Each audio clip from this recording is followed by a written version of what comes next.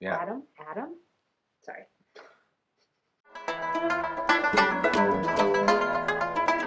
Hey guys, it's your best boxing friends. I'm Kelsey, and this is Rachel. And it's a slow news day for boxing. It's a sleepy day. I just woke up for a nap. There's not a lot going on even this weekend. There's a lot of fights on this weekend, but maybe not a lot to talk about on a YouTube boxing And we show. still got Thursday and Friday. Ruh-roh. But so, Google search, then I just finally typed boxing into Twitter. And just like, let's see what comes up. I even Binged it, That's how desperate I was. I used Bing as a search engine. But I was scrolling through Twitter and came across Adam Abramowitz's tweet. And he was asking, like, if there was one person, we had the power of impeachment in boxing, who's one person you would remove from boxing? And Kelsey was like... Adam is just so negative. Gosh, Adam, can we instead maybe be a little more positive? Adam? Okay. I'm just kidding. It's a good question, and there's some funny... Well, we actually had, like... It's some fun... Yeah. There's some funny responses on that Twitter thread. If you go see it, you'll see me on there, too. I was just joking around with my friend Jake Donovan, who I think does great work. Anyway, we decided for today's episode, we'll just flip it around. Who's one person, if you could add to boxing, that you would add him? Kelsey posed this question to me. He was like, let's flip it around. And I was like, well, I'm going to say Tony Romo. Which I think is, maybe you're like, what? But here's what I think. Especially from a Packers fan. I found that interesting. Tony Romo was such a great addition to NFL commentators. Like, talk about somebody who, like, day one, and I want to just put out there, commentators across all sports, it is a hard job because you are heavily criticized. I mean, just recently, I saw a bunch of stuff, I guess it was Halloween, bingo cards about Joe Buck and things people hate about him. I was like, man, can you imagine being Joe Buck and, like, on a daily basis, the just, like, hate that's out there?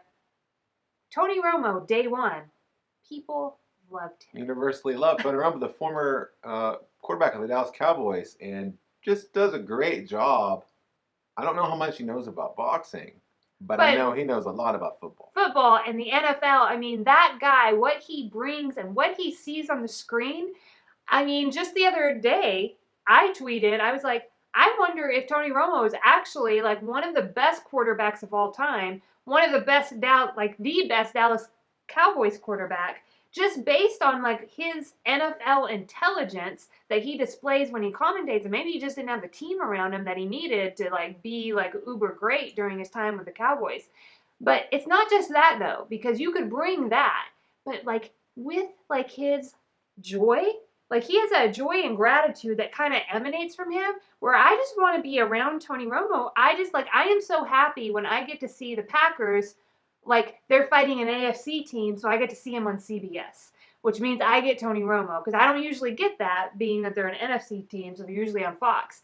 And he just brings, like, this happiness, and I really like that. And so if he was able to come over to boxing and bring that knowledge and that happiness, like, be happy to be here, you know what I mean? Yeah. Like, I just think that would be really fantastic. Who would you add? That's a really good question, Rachel. I'm really, really glad you asked me it. I'm not stalling because I haven't figured it out yet. Do you want me to talk more about Tony Romo? No. I might just fall in love with him if I do that. Yeah, don't do that. Like, I feel like I need to have a boundary set up. He's married and has kids, I think, so. But still, I think it will have an effect on our marriage if I am in love with somebody else, regardless of their, like, status. So, I mean, I don't know, guys. I don't know who should be in boxing. I think Adam had a good question. Who should be out of boxing? Lots of people.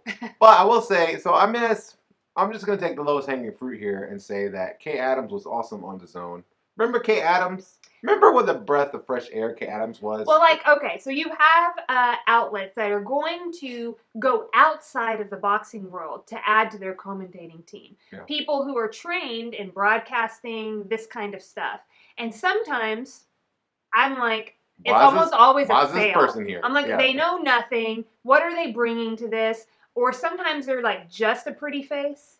Right. And like, that's it. Like, it just... A lot of times it's just not good, but we both felt when we saw Kay Adams on DAZN immediately, and it was that she was relatable. Yeah. She was, like, funny. She was, obviously, like, beautiful, But she had this way of like connecting with Chris Mannix, who I think sometimes can be like a little rough around the edges. We were talking. We should do an